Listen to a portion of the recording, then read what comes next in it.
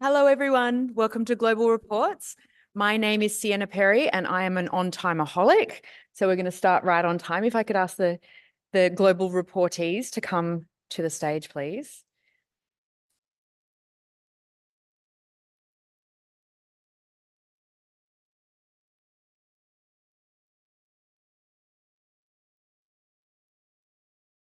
So with very little notice, I challenged all of the presenters to, at the end of doing their usual global reports, to come back at the end for 10 seconds and give us their global reports elevator pitch style, so that when you walk out of this room, you'll know exactly what they want you to remember.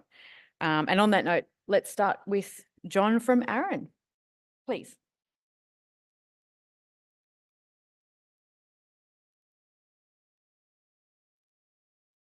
All right, good afternoon, everyone. So we've been challenged to get through these slides pretty quickly and then have the real quick message at the end. So I'm going to start right off. Before I start, I just want to take one quick second to recognize the APDIC staff and the great job that they do. I know they've taken some hits during the week, but all the RIR staffs really have. But I'm telling you, the RIR staffs work very hard to make their customers happy. So I just want to say that right off the bat. And now I'll start. Okay. All right. So the air and service region, I think everybody knows that. Canada, United States, and I think it's 27 different Caribbean economies. The quick updates I'm going to get: membership, legacy fee. These are all things that have changed recently, and I want to get those changes out to the community here so you understand what's going on at Aaron. So the Aaron membership updates, we just recently changed our ASN only holders to where they're now classified as service members. So anyone that's with Aaron, has resources from Aaron, and is under an agreement is a service member. If you're a service member, you can quickly apply to be a general member, which allows you to vote in our elections, but it's only if you want to. If you don't want to vote in our elections, you can just stay a service member. You see the numbers there, 23,000 plus service members, 1,968 general members, and the total members to a little over 25,000. Member resource holdings breakout, IPv4 and IPv6, we have 6,841, 27%. ASN only holders, we had 7,171. So those 7,000 ASN only holders became service members on the 1st of January of this year. So that added a big percentage of members. And then IPv4 only 9,905 and IPv6 only 1,395. Another big thing that happened 1 January this year was the expiration of the legacy fee cap. I'm not sure if everyone knows what that is, but Aaron had a policy for legacy holders that if they wanted to come under an agreement, that they could do so and they wouldn't have to pay full fees. They would get a fee cap, which started out at $125 a year for all their resources, no matter what the size of the resources were or what they added up to, what the aggregate was. And it goes up $25 a year. Any of the legacy holders that didn't sign up for that by 31 December of 2023 will not have that opportunity. Now, we do have about 400 tickets in the backlog that were open in 2023 that will all get the legacy fee cap. But anybody that has not applied will not be eligible for that. We probably processed about 890 of those requests last year. It approved all of them for coming under an LRSA.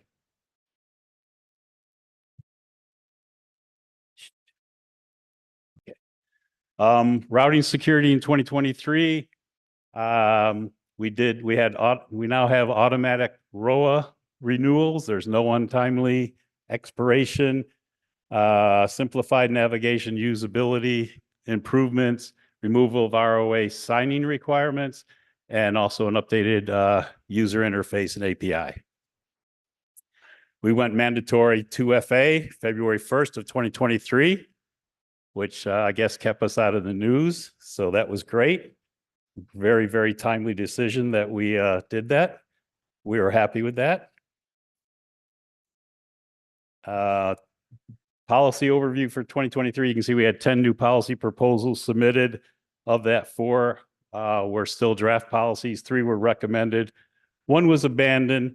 And of that, 2 of them remained, 2 remained new proposals as of 31 December that then came, stop, Leif, stop.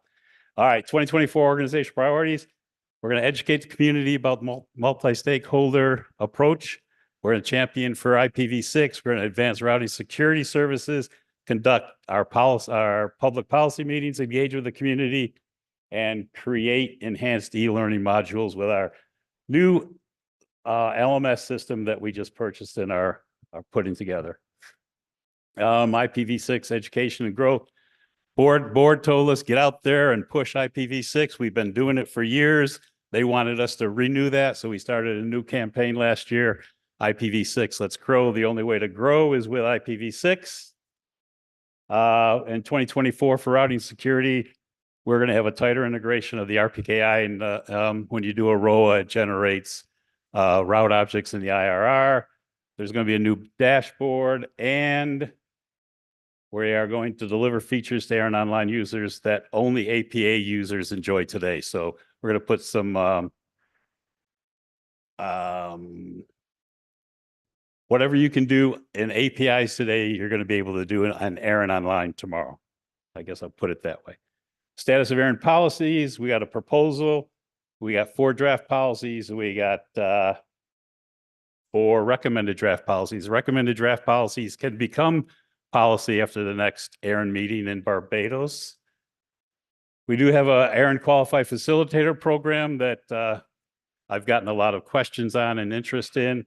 Basically, we had a specified transfer listing service where any of the facilitators could pay $1,000, get listed on that. And there was about 30 of them. We had a lot of suggestions from the community to tighten that up, so we did. We now have 9 qualified facilitators that have all undergone a rigorous application and approval process. They have to meet a lot of requirements to be able to be listed as a qualified facilitator. We have a community grant program that we run every year, 60,000, up to 60,000 we can give out to projects that will support operational and research projects that improve the overall internet industry. And finally, our next meeting is in Bridgetown, Barbados in April.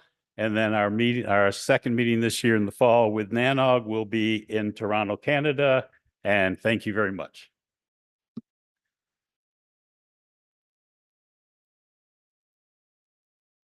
That was excellent. Thank you so much. And also on behalf of the APNIC staff and APNOG staff, I really appreciate that call out. Thank you. Next, we have our friends from AFRINIC. Stephen Honlu will be giving us a video. Hello, everyone. My name is Musa Stephen Honlu, and I'm the Project Manager and Transformation Lead at AFRINIC. While I'm unable to join you in person in Bangkok for Apricot 2024, I'm excited to share with you some updates and key achievements from AFRINIC in 2024. AFRINIC is the 5th IRR in the internet ecosystem, established since 2005 in Mauritius, and we serve 56 economies in Africa and the Indian Ocean, driven by a team of 44 dedicated staff who work tirelessly to keep the lights on despite the challenges faced by the organization. We bring value to our customers through 3 main streams: services to our members, developing the internet community, and strengthening our services and infrastructure. Regarding services to our members, in 2023, we welcomed 187 new members, bringing the total to 2,290 members. We issued more than 199,000 IPv4 addresses, 117 IPv6 prefixes, and 186 ASNs to new and existing members. Our dedicated staff of member services handled more than 26,000 support tickets, with 86.83% of them responded within an SLC of 48 hours. This is commendable considering the reduced capacity of the team due to challenges faced by AFRINIC. By the end of 2023, AFRINIC was left with less than 1% of its /8 of IPv4 allocatable space. This is barely a little more than 1 million IPv4 addresses available. We started off our journey in soft landing phase 2 since January 13, 2020, where each IPv4 allocation can only fall within the window of a maximum of /22 and a minimum of /24. In terms of service adoption, a total of 1,691 members, that's 73% of the total, are using our IRR system, creating route and route 6 objects for the prefixes they originate. 555 of these members have ROAs, route origin authorizations, in our RPKI system to protect their prefixes against route leak and prefix hijacking. Of these 555, 118 came through in 2023. As of December 31st, 2023, the total count of ROAs in our RPKI system was 8,766, showing 189% of growth. In 2023, we continued our mission of developing the internet community in the region. And in terms of policy development, we are currently working on implementation of the RPKI 0 policy, and we have 3 policies currently awaiting ratification by the board. Our RPD mailing list counts approximately 1,000 subscribers actively participating in discussions to craft guidelines for resource management at Afrinic. Regarding capacity building, our e-learning platform currently hosts 15 courses, 8 in English and 7 in French, which anyone can register for and take at their pace. In 2023, we recorded more than 4,800 enrollments in these courses with 1,727 effective learners. Our courses are also used to organize instructor-led and cohort-based trainings called Zero to Certified IPv6 in 21 days. In these cohorts, we have our expert trainers help learners to prepare and get ready to pass the IPv6 certification powered and offered by Afrinic. In 2023, we organized 2 such cohort-based courses, one in English and the other in French. We welcome learners from 36 countries globally. Afrinic has been offering an IPv6 certification program since 2017, known as Certi6, and we welcome 85 candidates in 2023. Afrinic also supports its members to deploy IPv6, IRR, RPKI, and any relevant technologies through our deployment support programs. In 2023, we managed to help 42 members to achieve 69 deployment KPIs with a median NPS of 89, reflecting the satisfaction of our members with this result-oriented initiative. Since 2023, we have been hosting a series of webinars where we bring experts from the industry on stage to share their experience and knowledge with the audience, helping to improve the internet experience in our region. In 2023, we organized 9 of such webinars, welcoming more than 2,500 attendees overall, with a median Net Promoter Score of 57.7. Our dedicated stakeholder team works hard with governments, global institutions, and other partners to secure relevant partnerships aiming at developing internet in the region and improving the infrastructure. In 2023, such partnerships helped us organize 3 workshops with governments to support IPv6 implementation on the continent as per the ATU's Resolution 180, aimed at improving and advancing IPv6 deployment in Africa. We are also working with ATU on a project to develop and certify 100 government engineers to confidently deploy IPv6 in their respective countries. Our collaboration with the NRO and ICANN helped us organize 17 on-site activities in 2023 with members and the community. We provided support to more than 10 IGS and SIGs activities in the region. Proper allocation and management of internet number resources rely heavily on the availability and stability of the technical infrastructure. Our technical team ensures that our services are up and running to better serve the internet stakeholders. Despite the challenges faced during last year, we have been able to maintain our critical services availability to 99.98% on average. In 2023, we improved critical services such as RDAP, WUIS, the MyAfrinic portal, the routing registry, DNS. Notably, our RDAP service now runs 10 times faster than before, while serving shorter responses. In response to RRGP issues, we have moved some of our services to the CDN, and we plan to extend the CDN implementation to other public-facing critical services such as the WUIS and the RDAP soon.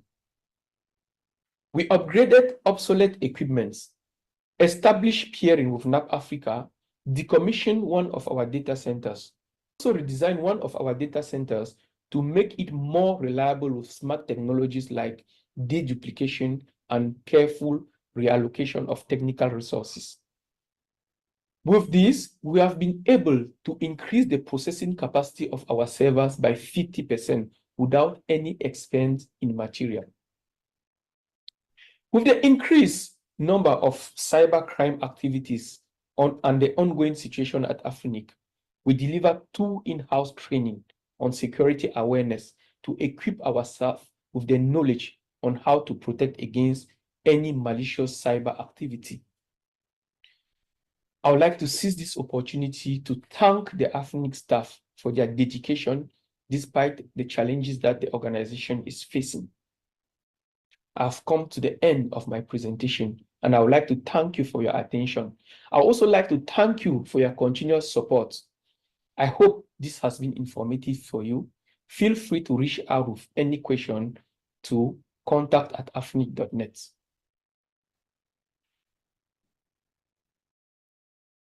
Stephen.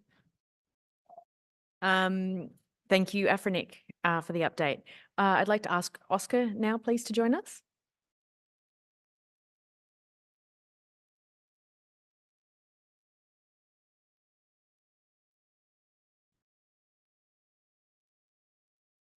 Thanks, Sienna. Well, this time I won't talk about the long update. Instead, I will provide you a short and quick update on 3 specific initiatives, 2 of them related to capacity building in our region. One of them is the training, the technical training. We have this tool called Campus LACNIC, which is a tool to provide technical training. And I just want to mention the evolution that we have had in the last year. We reached 8,000 students, and since we established this tool, we are around 50,000 students. We have been able to taught them technical abilities with topics like IPv6, DNS, RPKI, routing, and security. And we have some internet governance topics as well. But also last year we introduced the specializations, which is basically the tailored or specific courses oriented to data centers or ISPs or academical campuses in order to certify the training that these students are taking. So last year we started that, and at the end we provide this certification endorsed by LACNIC. The other capacity building initiative is related to internet governance. This is a multi-stage, multi-year initiative. At the first stage, we aim to mentoring, financing, and helping professionals in our region on topics related to internet governance. First, we want them to research on topics that they believe are relevant in their community and internet governance. Then we want to train them in our Campus LACNIC tool. And finally, we want them to act on internet governance matters. So as I mentioned, this is a multi-stage initiative. And last year, we finished this process with 5 of those professionals. They concluded all these stages.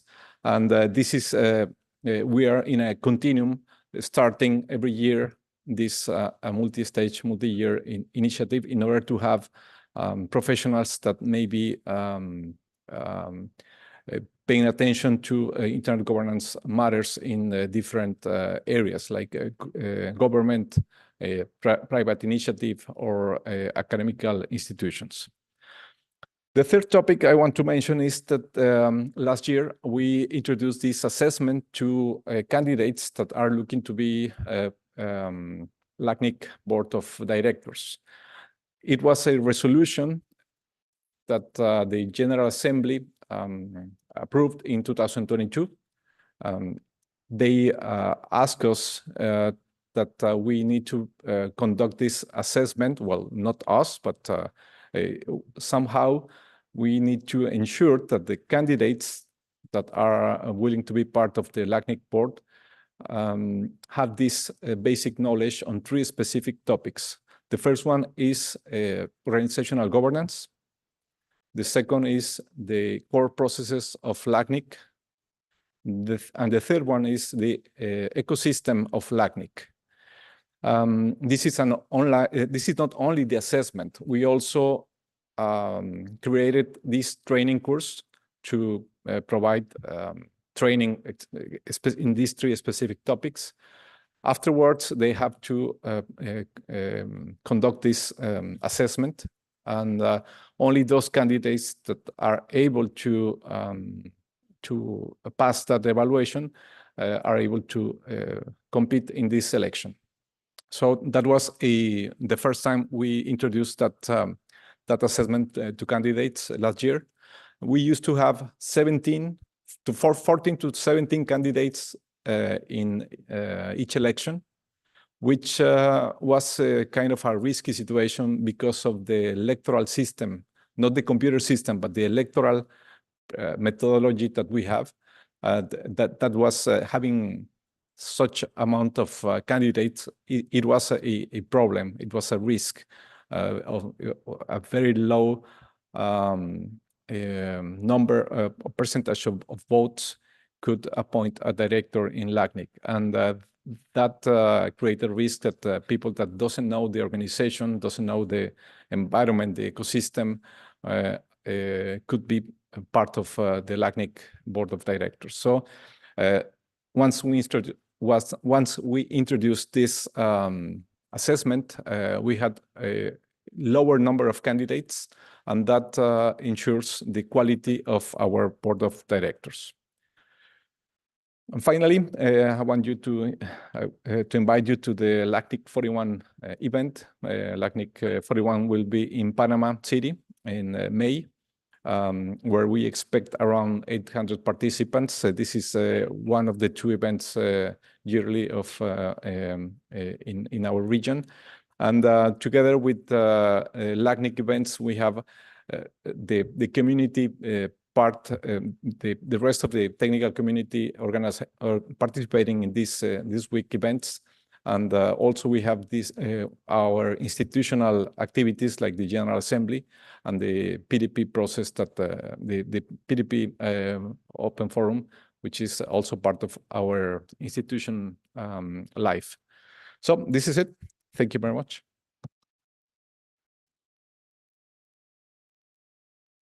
Thank you, Oscar. May I ask Ulka from Right, please?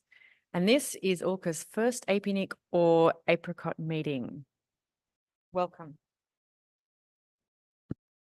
Thank you, Sienna, and what a lovely meeting it is. So first, a big thank you to the APNIC and Apricot team for a great meeting. My update might not be as short as the LACNIC one, but I will do my best. For those of you who don't know us, we're the registry for Europe, Middle East, and parts of Central Asia. We have 20,000 members. Our service region consists of 76 very different countries. And we're a nonprofit.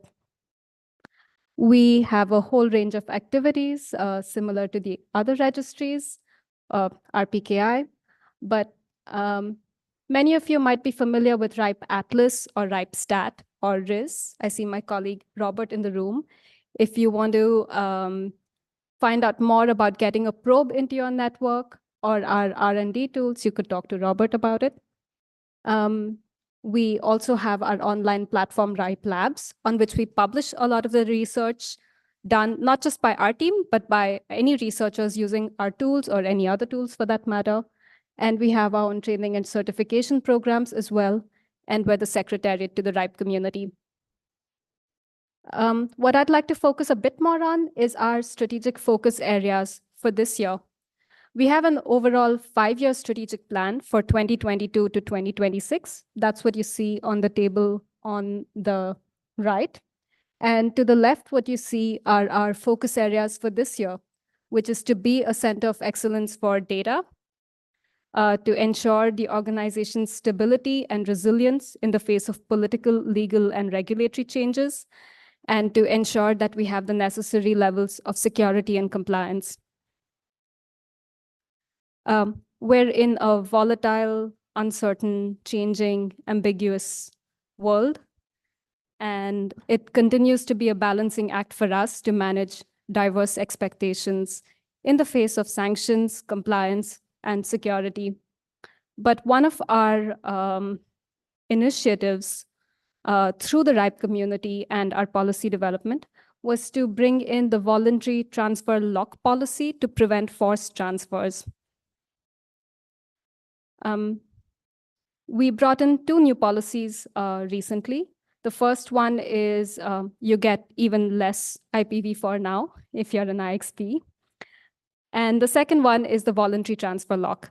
And under the voluntary transfer lock policy, a resource holder can choose themselves to lock their resources for a period of 6 months, 12 months, or 2 years from being transferred. And there's a third policy which is currently awaiting discussion, awaiting the decision from the working group chair. A big focus area for us this year is security and compliance. We're working towards the ISO 27001 information security certification.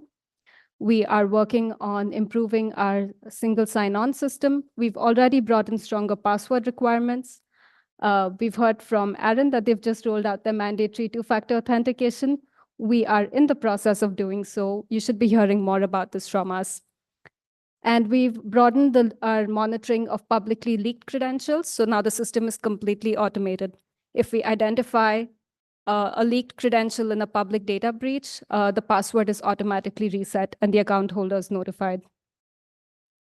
And finally, we need to continue to maintain compliance with GDPR, sanctions, and as of 2 weeks ago, the new Digital Services Act in Europe and other regulation. Data measurements and tools is a big focus area.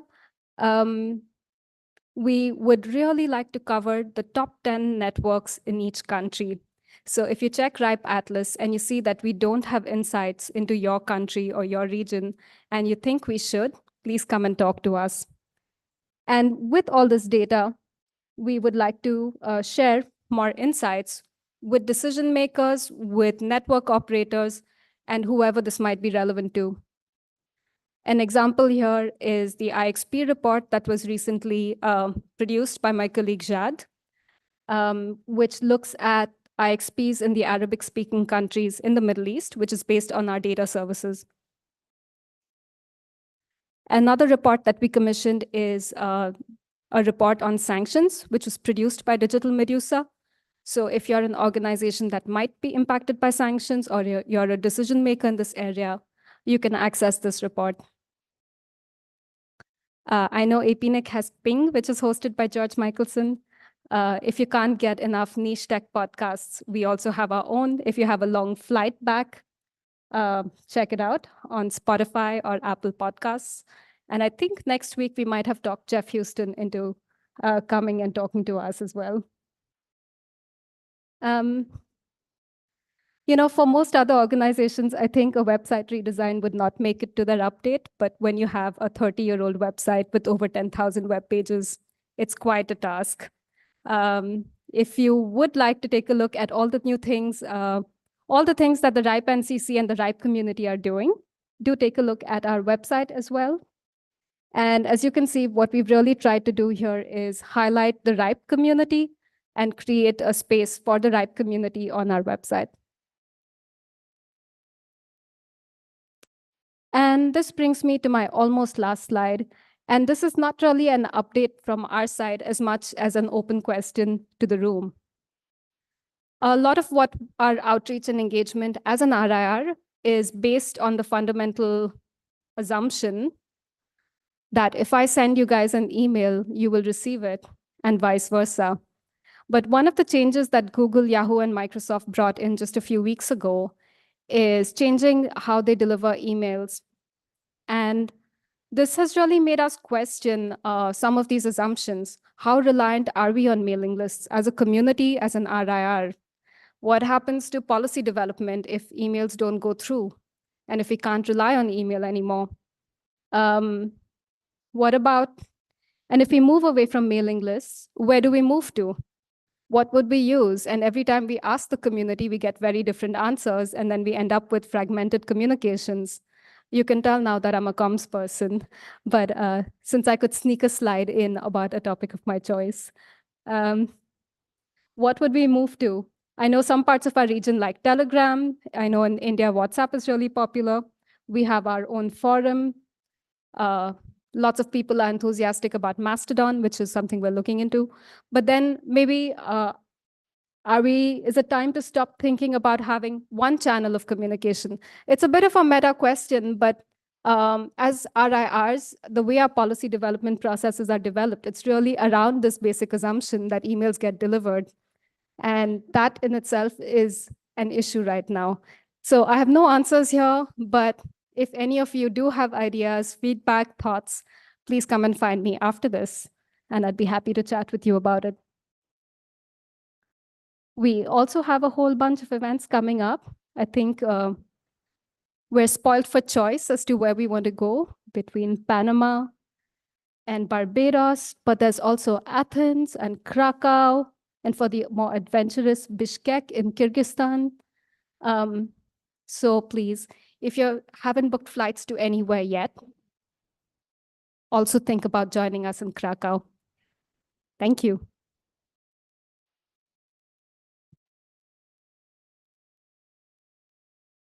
Ulka raises a very good point, which is there such thing as too much niche technical podcasts? Is it possible? Can we please have the ICANN update, Yen Chen? Thank you so much.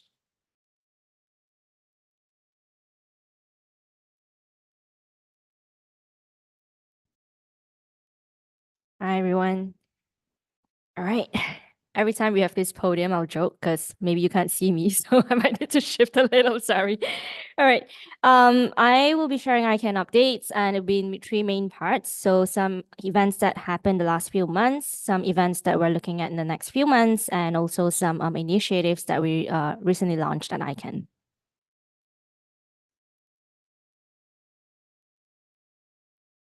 All right. So since last October, and this is only because we also provided updates at the last APNIC meeting, so we decided to focus from October till February 2024. So ICANN organized several sessions at the IGF 2023 at Kyoto in October. And also we had the APEC Space session at our ICANN 78 meeting at Hamburg.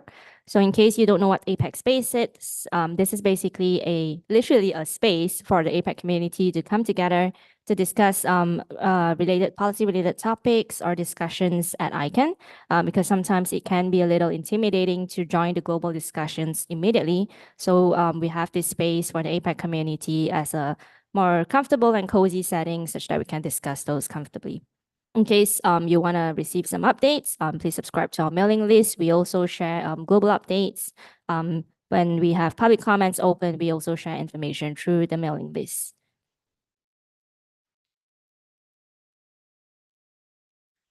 And on technical trainings, we held a DNSSEC training for Fiji hosted by .fj.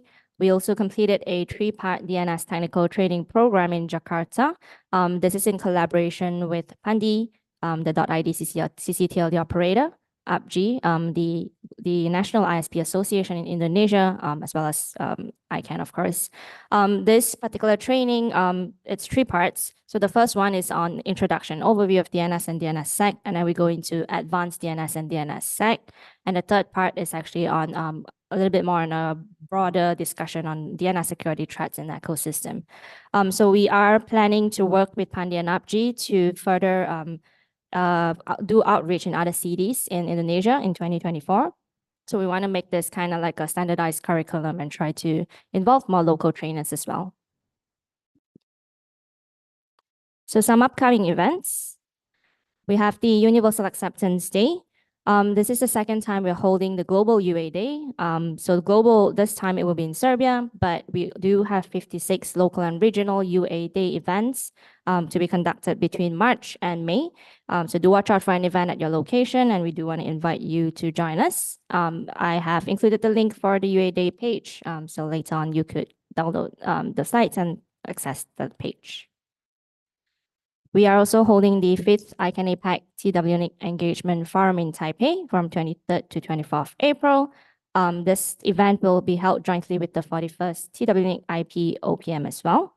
Some of the discussion topics that we are really looking at are maintaining global and interoperable internet, cybersecurity related discussions, privacy and online safety, and others. So the agenda will be up on the website soon.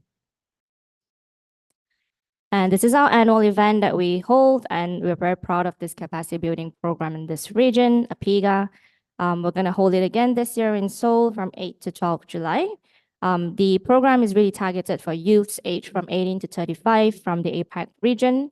It is an event co-hosted by ICANN and the Korea Internet and Security Agency, and organized also in collaboration. And all these partner organizations, APNIC.Asia, ISOC, and other organizations are deeply involved, and they do join us at the event as well annually. So registrations are already open now. It is open until 24th March. Again, the APIGA page is listed there.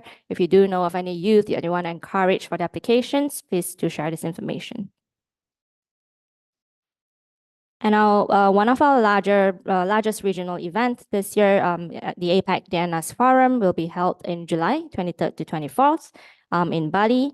Although the name sounds technical, it is really not a technical forum only. So I did want to reiterate this. We're looking into changing the name, but again, this is still under discussion. But for now, we're still calling APAC DNS Forum. We will have several discussion topics as well. It will touch upon cybersecurity, future of the internet, wider type of discussion, emerging technologies, impacts of regulations, legislation on the internet, and others. We will be doing an announcement with more details on how to register, the agenda as well, in March, end of March. So do look out for that announcement, and also we'll post more information on our APAC DNS Forum website. And some recent initiatives at the global level.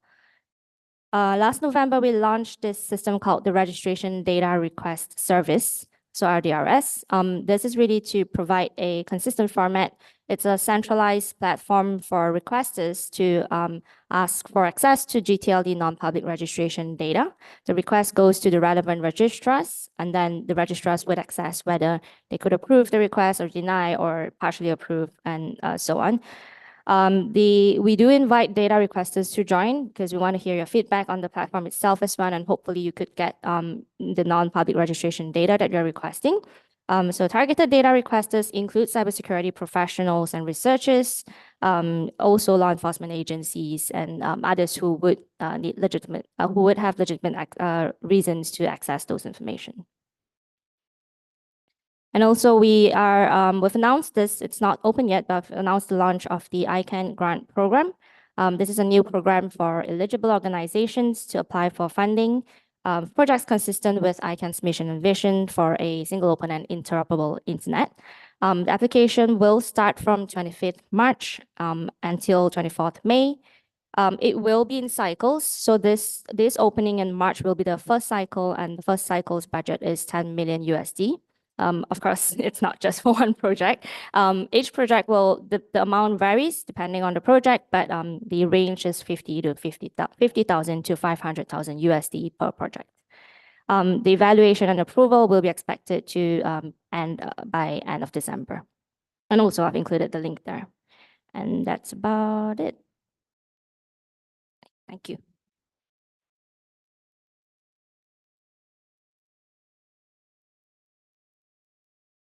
Thank you, ICANN. And now Sarah Lake from ISOC, please.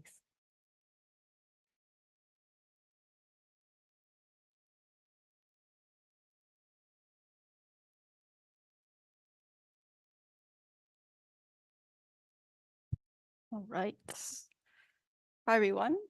So I'm Sarah, and I joined the Internet Society as the Community Engagement Manager for the Asia Pacific region. It's also my first Apricot.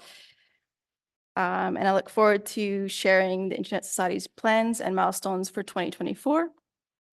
So the Internet Society's work this year continues to focus on sustaining an open, globally connected, secure, and trustworthy internet for everyone. And this includes access to the opportunities that the internet brings. So in 2024, the Internet Society will advocate to defend the internet, build the internet and improve its resilience, scale impact through mobilization and capacity building, and sustain the health of our organization and programs. So we will advocate to defend the internet. The internet's ability to serve everyone depends on preserving its open, borderless nature. And this includes making sure policy and technology development support what the internet needs to remain a global resource for everyone. So part of this effort includes countering internet threats.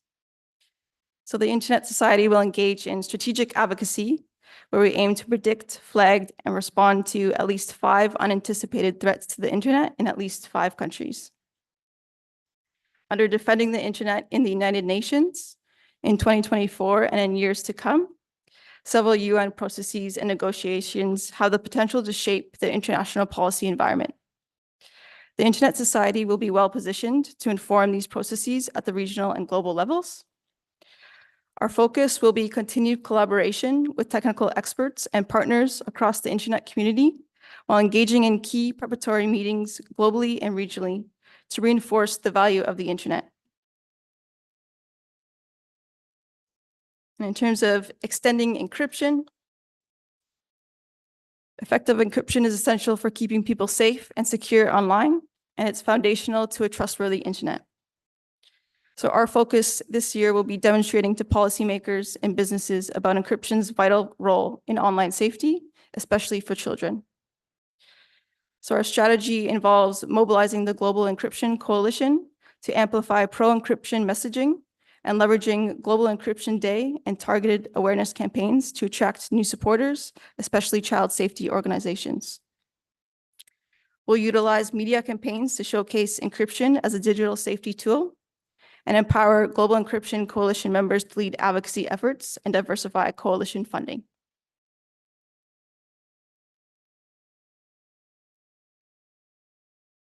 In terms of guiding constructive internet policy, modern policy frameworks for protecting internet intermediaries are necessary to preserve the open global internet. While we can't stop them in terms of the regulations, we can influence their design. So our solution is to develop a modern policy framework, and this framework will protect intermediaries while preserving an open, secure internet. We'll use real-world policies and consult with our community and legal experts through our policy development process. In terms of shaping internet legal precedent, our aim is to educate judges about how their decisions may affect the internet. And beyond the United States, we seek opportunities to intervene in courts globally in 2024. In terms of sharing cutting-edge knowledge, for 30 years, the NDSS Symposium, which is actually occurring right now in San Diego, California, brings together academic and industry researchers, security practitioners from all over the world to share knowledge and discuss top-tier peer-reviewed research. So we'll maintain the NDSS Symposium status as a top 5 premier academic research conference for computer and network security. In regards to securing global routing, Manners is now mature and driven by a strong community. So we'll collaborate with the Global Cyber Alliance to ensure a smooth transition to the Manners Secretariat function. While we remain active in the Manners community and continue to advocate for increased routing security, our training programs developed under Manners will remain under our operation. In terms of building the internet and improving its resilience, we will help provide reliable and affordable internet access to those who need it most. So we have 3 main initiatives this year, focusing on connecting the unconnected. So in 2023, the CTU project had bold ambitions, anchored in our Partner to Connect pledge of supporting the deployment of 100 community networks by 2030, along with promoting our resources, including our community networks readiness assessment and do-it-yourself toolkit. We'll aim to promote these resources globally so it eventually becomes common knowledge. In terms of fostering sustainable peering infrastructure, we've successfully completed the first year of a multi-year grant project with Meta and ICANN on IXP development and supported 7 new and existing IXPs. We'll also take steps to transition our role as an organizer of the annual African Peering and Interconnectivity Forum to the African IXP Association by 2025. In terms of measuring the internet, measuring the health, availability, and the evolution of the internet provides key stakeholders with valuable, actionable data and insights they need to promote and defend the internet effectively. So we'll continue to build awareness of our programs and tools.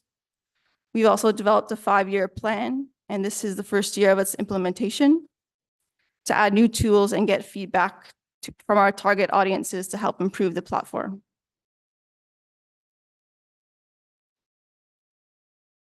Move now on to scaling impact through mobilization and capacity building. So the internet has flourished because people work tirelessly to grow, strengthen, and protect it. So this focus area is about celebrating our internet champions, providing them with training, community capacity building, and professional development. It's the race against the clock now, so I'll hurry up. Again, we have ongoing programs to recognize our internet pioneers. And across APAC, we'll look to identify internet pioneers and human impact of their efforts. In 2024, we'll also develop internet leaders and protect the internet. So we'll continue to execute our Youth Ambassador Early Mid-Career Fellowships programs, as long as our early e-learning modules. We'll also partner with local institutions to deliver in-person trainings and building lasting capacity. We have a few other efforts to sustain the health of our organization. So as a global charity to secure the necessary resources to continue to promote, build, defend the internet, we need your help. And the community's contributions will help us keep the internet a place of opportunity for everyone. So I'm going to move along.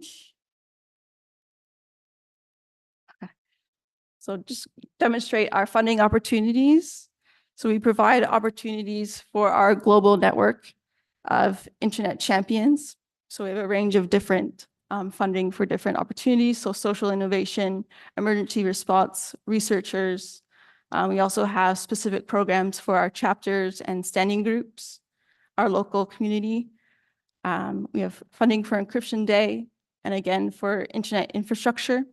So definitely please head to our page, the Internet Society Foundation, to look at our range of funding areas. But lastly, we cannot do it without you. Protecting this global resource that's open, accessible for everyone needs your support. So please continue to be dedicated champions and join our cause. And we look forward to seeing you in community. Thank you very much.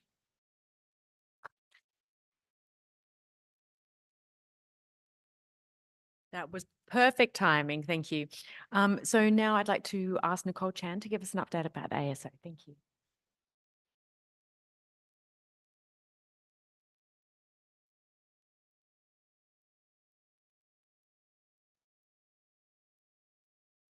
Okay, good afternoon, everyone. I'm going to use a few minutes to give you a very brief ASO/AC update. First, a very brief introduction about ICANN ASO/AC. Who is it? What is it? How is it organized? And what does it do? And when does it meet? The ASO is one of the 3 supporting organizations called for in the ICANN bylaws. The ASO's purpose is to review and to develop recommendations on Internet Protocol Address policy and to advise the ICANN board on policy issues relating to the operation, assignment, and management of IP address. The ASO was established in 1999 as per the ICANN ASO MOU between ICANN and RIRs. The NRO, as the coordinating body for the RIRs, fulfill the role of the ASO. The ASO plays a role in ICANN's empowered community, acting as the decisional participant representative, and the empowered community administration representative.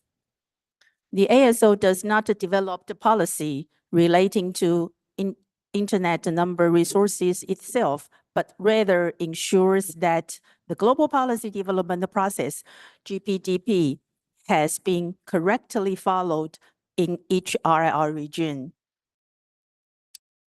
And let's talk about the ASO-AC. The ICANN ASO MOU also states that the ASO shall have an ASO-AC consisting of the 15 members of the NRO-NC. The NRO-NC is an elected body of 15 volunteers which serve as the ASO-AC within the ICANN structure. Among other activities, the ASO-AC oversees the GPDP, provides recommendation to the ICANN board on the management of IP address space and the recognition of new RIRs, and appoints directors to serve in the ASO 2 seats, seats 9 and seats 10 on the ICANN board. Each of 5 RIRs appoints 3 members to the ASO-AC. Each RIR's community appoints 2 members and 1 member is appointed by the RIR's executive board. So, sorry. On this slide, you can see there are in this year there are only 12 representatives from each to form the ASO-AC. Yeah, there are no representative from AFRINIC and 3 representatives from each region, from APNIC, IRIN, LACNIC, and the RAP-NCC. Right now, the chair is Hervé from RAP-NCC, and there are 2 co-vice chairs. One, Ricardo is from LACNIC, and myself serve as the co-vice chair from APNIC region. And in this room, we have another representative from APNIC, Dima. Okay. The global policy development. ASO-AC members follow their respective RIR's policy forum for any proposed global policy. So within ASO-AC, we have formed the proposal facilitator team, PPFT. You can see 1 representative from each region. We form the PPFT within our ASO-AC. ASO-AC transparency. We follow the transparent procedures. So the annual face-to-face meeting open to the observers. The next face-to-face annual meeting will be held during the ICANN 79 in San Juan, and the ASO-AC monthly teleconference open to the observers as well. You can check, normally first Wednesday of the month at 12 p.m. UTC. You can check from the linkage and participate. Welcome to participate. Our monthly teleconference is open to the observers. And all AC discussion mailing archive has opened to the public, open public records. You can also check from the linkage. ASO-AC current appointment, as mentioned above, we have the right to select the number 9 and the number 10 seats of ICANN board. So right now, number 9 seats is Alan Barrett from AFRINIC region, and Christian Kaufman from RAP NCC region, and there is also the ASO representative in the ICANN NomCom, who is Ron Da Silva. ASO AC recent activities. First, operational process review. We ASO AC recognize the need to review and update our operational procedures and form a working group for the task in 2022. So the working group has adopted the new operational procedure in this June. The main changes includes the new definition of the quorum. Of course, because this year we have no representative from Afrinic, so we need to make the change of the definition of quorum, then make our SOAC meeting can process. And another change include take the voting as example, the whole new chapter to describe the voting methods and the bullet process. And the second recent activities, in October 2023, that's last October, the NROEC sought the ASO AC's assistant with 2 texts that should help strengthen the RIR system. The first, review draft ICP2 implementation procedures. I will explain ICP2 later. The second, strengthen the ICP2. So the ASO-AC held a face-to-face meeting the end of last January in Montevideo, Uruguay, to complete the first text. The ASO-AC provides its feedback to the NROEC in early February. Right now, the ASO-AC will continue to work on the text in its next face-to-face meeting during ICANN 79 in San Juan.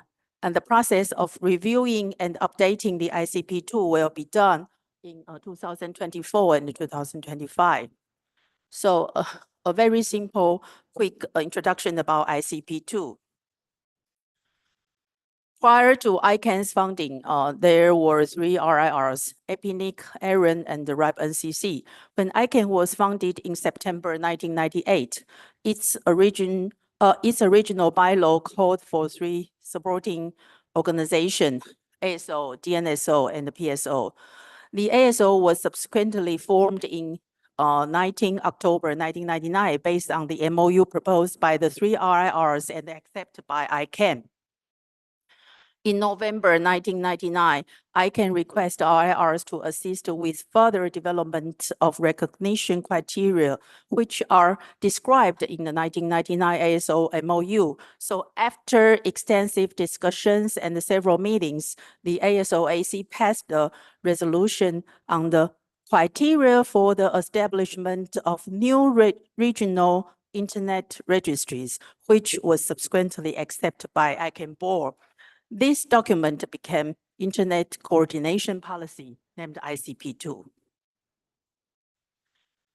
And the third recent activity of ASO-AC, as I mentioned above, that during this year, we need to process the selection of the number 9 seats of ICANN board. So right now, we have already received the 5 candidates' answer of the written questionnaire and have formed the interview committee meeting, and we will keep processing all the procedures for the selection of number 9 seats of the ICANN board.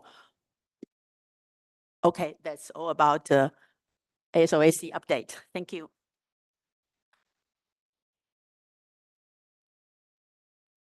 Thank you, everyone, and thank you for keeping on to or under time. So now is the experimental last bit of our session today, where I have challenged each of our speakers to give us the elevator pitch of what they want you to remember when you leave this room. So John, are you okay to go first? Is this on? Okay, so I think the one thing I'd like to leave with you, contrary to other statistics you may have heard this week, today 100% of ARIN customers that hold internet number resources under an agreement with Aaron are eligible to vote in Aaron elections should they so choose. They are also eligible to use any of the services provided by Aaron, and they all fall within one fee schedule. So that has all been harmonized, and that was a big goal that we had, and we completed it as of 1 January this year.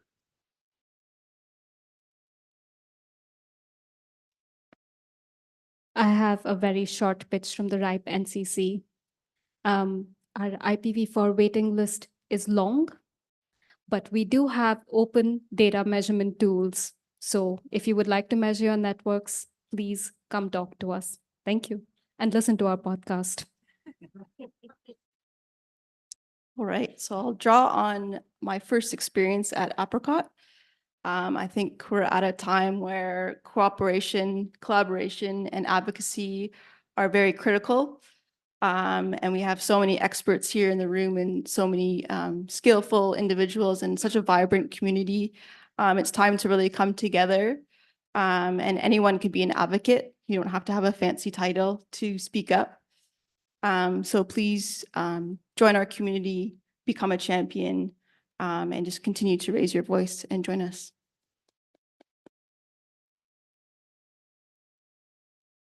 For LACNIC, two messages. First is that we are not only a registry, but also we allocate a lot of effort and resources in the capacity building process. That's one. Second, that the internet institutions, the internet ecosystem is not what it used to be 25, 30 years ago. So internet institutions need to evolve in a more mature, professionalized, and robust institutions. And the organizational governance must evolve with that. And finally, a plus, we also have a blog, podcast. So please listen to it in Spotify. So I wanted to plus one to what Sarah said about multi-stakeholder collaboration discussion. And I would emphasize on the event that I mentioned earlier on the APAC DNS Forum. I just want to reiterate that we want to provide that platform for you to conduct that collaboration and discussion. So we do want to invite you there. Although I mentioned briefly that it's not a purely technical event, but the technical community's input is definitely very important. And we do want to invite you to participate and have those discussions there with the other stakeholders. So yes, my key message is that we're going to provide you with that opportunity and platform to foster the collaboration and discussion. Thanks. Yes. As the supporting organization of ICANN, ASO AC play a special role. You can see all IRs on the stage and ICANN on the stage as well. ASO AC is in some sense in between. So I think, yeah, after more than 20 years, I think we need to pay more attention about the governance issue, and we work together, then strengthen and improve all the our internet community system. Thank you. Thank you so much. And I'd just like to add, in case it's not clear, APNIC also has a blog and a podcast. You can listen to all of them. Please, everyone, join me in thanking all of our guests today. And I'm sure that if you have any questions or follow-up, further discussion, everyone would be more than happy to have a chat. We have Meet the EC function at 7 o'clock tonight. And so that might be a good time to chat with everyone. So thank you, everyone, for coming along today. Akinori, I'm so sorry, please. Thank you very much for finding me. One thing I'd like to put the emphasis is that what Nicole reported about the ICP2 revision thing, and then I am quite keeping track of this issue for the length. Then as the global report says that, for example, in the Nicole's presentation, the Afrinic regions address council members are now vacant, no one there. And then it is a really an unusual thing.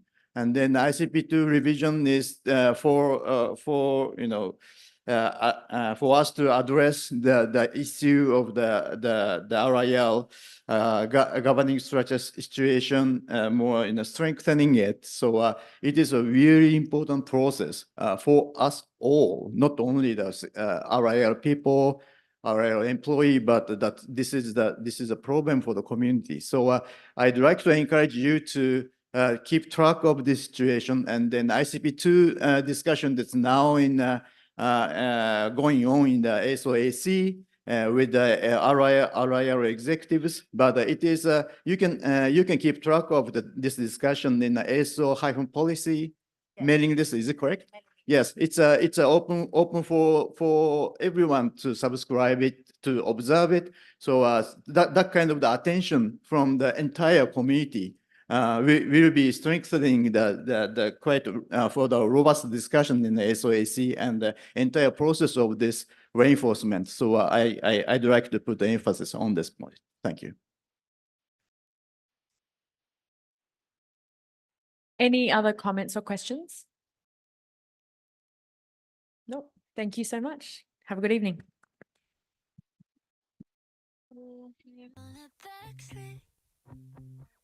You know I like it like that.